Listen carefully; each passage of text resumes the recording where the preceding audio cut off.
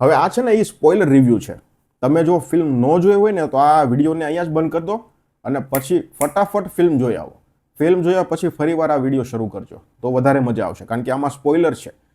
ઘણી એવી વાતો થશે જેમાં તમારા સસ્પેન્સ ખુલી જશે અને પછી તમે જો ફિલ્મ જોવા જાશો તો તમારી મજા બગડી જશે. પછી મને કમેન્ટ સેક્શનમાં કોઈ કહેતા નહીં કે તમે કેમ સ્ટોરી રિવીલ કરી, તમે કેમ સસ્પેન્સ ખોલી નાખ્યું.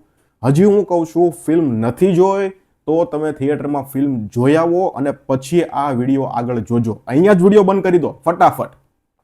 જોઈ લીધી છે એ લોકો માટે આપણે વાત કરવાની છે. પહેલી વસ્તુ તો ફિલ્મ જોઈ મને એવું લાગ્યું કે કેડી જ્યારે આ ફિલ્મની સ્ટોરી લખવા બેઠા હશે ને ત્યારે મનમાં એકવાર સેન્સર બોર્ડને ગાળ તો આપી જશે. કીધું હશે કે બેટા તે વોઇસ લેવલ 1 ને એ સર્ટિફિકેટ આપ્યું ને, હવે હું તને કહું કે એ સર્ટિફિકેટ વાળી ફિલ્મ કોને કહેવાય. અબ દેખ તું બેટા, અબ દેખ. આ રીતનો વિચાર મગજમાં આવ્યો જ હશે.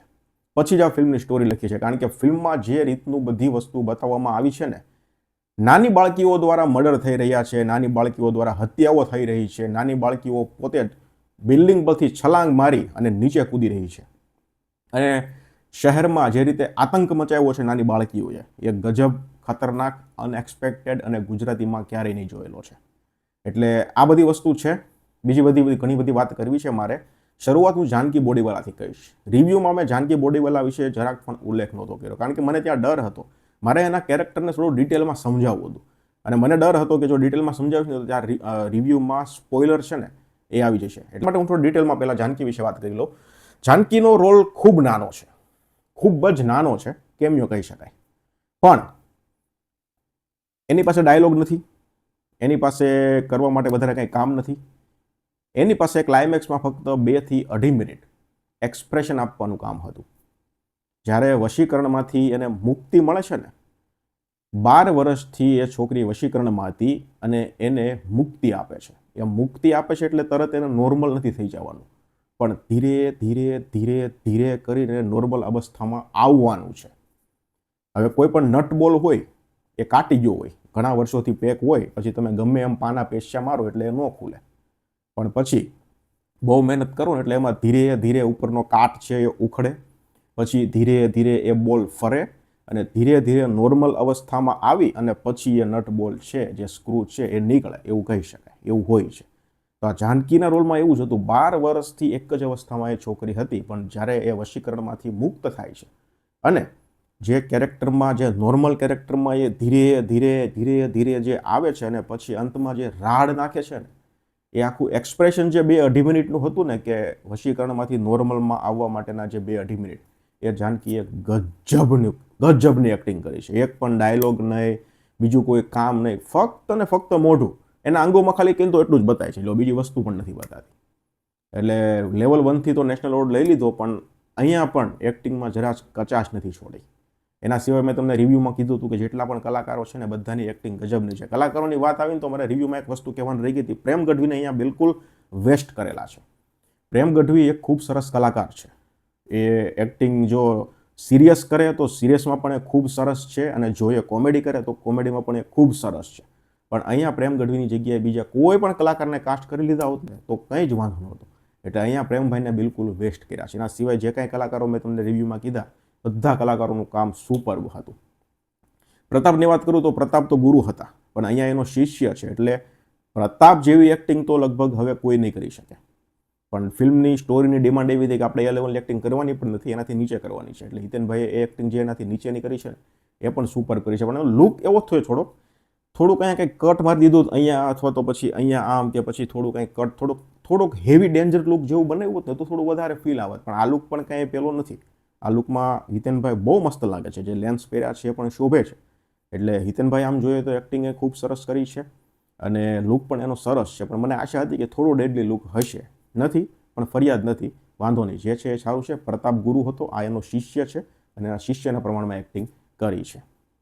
બીજી વસ્તુ તમને કહું, જો કલાકારો પાસે કામ કઢાવવામાં છે ને, કેડી બહુ એટલે બહુ માહેર છે. આખા નીચવી લે છે.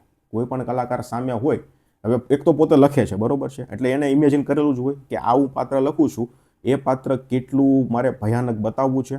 આ હું પાત્ર લખું છું તો આ પાત્રને મારે કેટલું પ્રેમાળ બતાવવું છે. આવું પાત્ર લખું છું તો આ પાત્રને મારે કેટલું રમૂજી બતાવવું છે. આ બધું કેડી પોતે લખે છે ને, એટલે આ બધું કરી શકે. બોલિવૂડમાં પણ ઘણા એવા ડિરેક્ટરો છે, સંજય લીલા ભણસાલી તમે જોઈ લો, કોઈ પણ કલાકાર સામો હોય એને નીચવી નાખવાનો.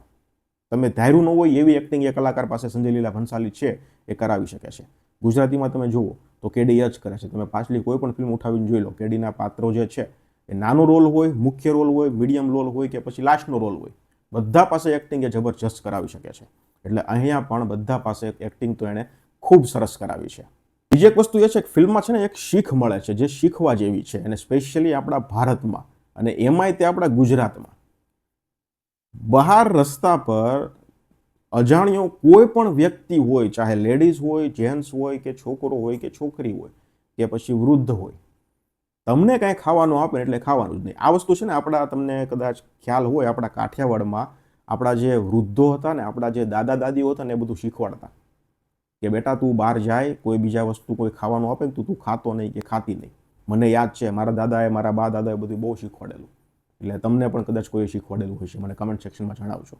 આ વશ લેવલ 2 છે ને એ શીખ આપે છે, જો તમે સિરિયસલી લો ને તો, કે બહાર કોઈ પણ અજાણ્યો વ્યક્તિ કંઈ પણ ખાવાનું આપે એટલે ખાવાનું જ નહીં, બીજી કોઈ વાત નહીં કે નહીં ભાઈ સોરી ધન્યવાદ તમે આપ્યું એના બદલ આભાર. આ એક વસ્તુ અત્યારને મોડર્ન જે પ્રજા છે ને, આપણી મોડર્ન વેજા જે મોડર્ન છોકરાઓ, એને શીખવાડવા જેવી છે આ વસ્તુ કરવાની. નહીં જ ખાવાનું, હાથ હોનાની ભૂખ લાગી હોય ને, પાણી પી લેવાનું, 10 રૂપિયાની બોટલ લઈને, પણ ખાવાનું તો નહીં જ. પીવાનું પાણી આપે તો પીવાનું નહીં, કારણ કે આ વસ્તુ છે ને કેટલી ભયાનક થાય છે ને એ તમે આ વશ લેવલ 2 જોશો ને તો તમને ખબર પડશે કે હિતુ કનોડિયાનું જે પાત્ર હતું એણે કેવી વેદનાઓ સહી છે ને, એ તમે જોશો ને તો ખબર પડશે કે ખાલી એક આટલું એવું સાકરનો ટુકડો ખાય અને પછી 12 વર્ષ સુધી એ પિતાએ શું ભોગવું છે ને એ તમને આમાં ખબર પડશે. એટલે આ એક સરસ શીખ આપે છે.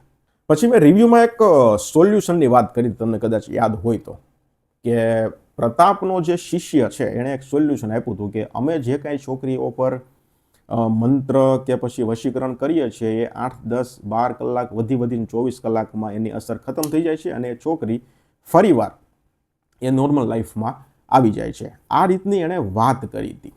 અને જો આ રીતનું જ હકીકતમાં હોય ને તો તમને એમ સવાલ થાય છે તો કે જાનકીભાઈ જે છે એ 12 વર્ષથી કઈ રીતે વશીકરણમાં રહી?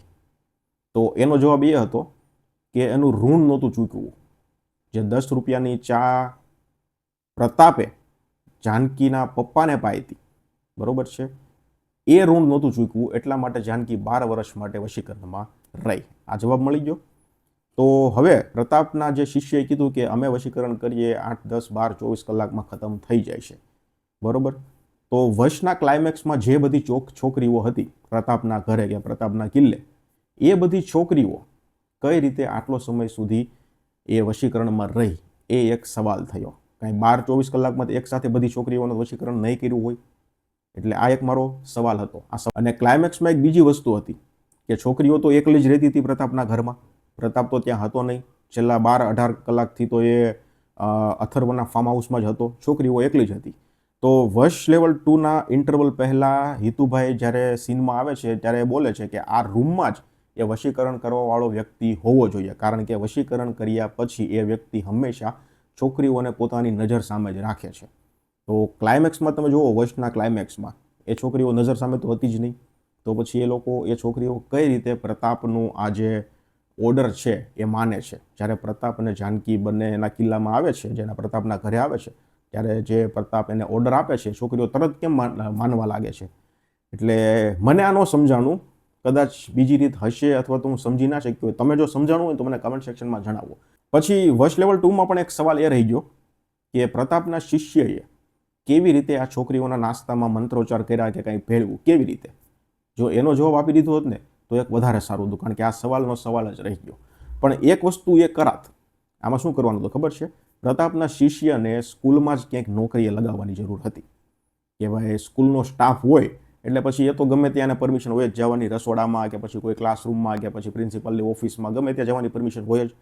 એટલે જો એને સ્કૂલમાં સ્ટાફમાં રાખ્યો હોત ને તો પછી આપણે દર્શકો એવું વિશ્વાસ કરી લે કે ભાઈ એ તો સ્કૂલનો વ્યક્તિ હતો એટલે ગમે ત્યારે રસોડામાં ગયો હોય ને ગમે ત્યારે એને મંત્રોચ્ચાર કર્યો હોય, ગમે ત્યારે ગમે વસ્તુ ભેળવી દીધી હોય, એટલે એ જવાબ આપવાની જરૂર જ ન પડે. અને બીજો ફાયદો શું થાત ખબર છે? જ્યારે આ ભાઈ કુંડા પાછળ, એટલે કે કુંડું છે, કુંડા પાછળની બાજુ એ સંતાઈ જાય છે, જ્યારે વશીકરણ થઈ ગયું હોય છે, પોલીસવાળા બધા આવે છે, પછી હિતુભાઈ રૂમમાં આવે છે અને હિતુભાઈ જ્યારે કહે છે કે આ વ્યક્તિ છે એ રૂમમાં જ હોવો જોઈએ, કારણ કે એ વશીકરણ પછી એ વ્યક્તિ છોકરીઓને એની નજરની સામે જ રાખે છે, એટલે રૂમમાં જ હશે અને એ રૂમમાંથી નીકળે છે કુંડાની પાછળ બેઠો હોય છે. તો જો એ સ્કૂલનો સ્ટાફ રાખ્યો હોત ને તો ફાયદો એ જ થાય, તેને સંતાવવું ન પડે, કારણ કે સંતાવેલી આ જે વસ્તુ બતાવેલી છે એ થોડી હજમ નથી થતી, કારણ કે આટલો મોટો કાંડ થઈ ગયો, આખી સ્કૂલમાં ખૂણે ખૂણે પોલીસવાળા થઈ ગયા, તો પોલીસવાળાએ એ કુંડાની પાછળ સંતાયેલા વ્યક્તિને કઈ રીતે ન જોયો. એટલે સ્કૂલનો સ્ટાફ રાખ્યો હોત ને તો કંઈ જરૂર નહોતી, કારણ કે સ્ટાફ બધો ત્યાં જ ઊભો હતો. એટલે આ વસ્તુ જો કદાચ કરી હોત ને મારા મતે તો આ થોડી સારી એવી અને પરફેક્ટ લાગત, અને દર્શકોને એમ થઈ જાય કે ભાઈ આ કુંડા પાછળ થોડું ગળે ઉતરે, આવું થોડું હોય.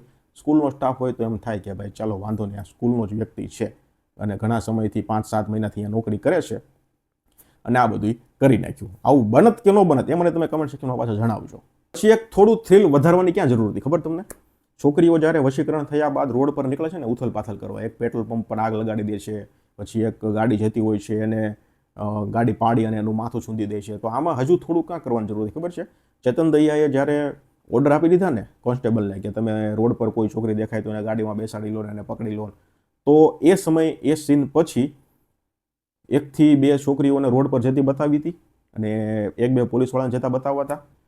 તો કેવું થાત કે એ છોકરીઓ એ પોલીસવાળાને ગમે એમ કરી અને એનું માથું ફોડી નાખત અથવા તો એને મારી નાખત, તો થોડું થ્રિલ વધત, બીજો કંઈ વાંધો નથી, થ્રિલ વધત અને થોડી મજા વધત.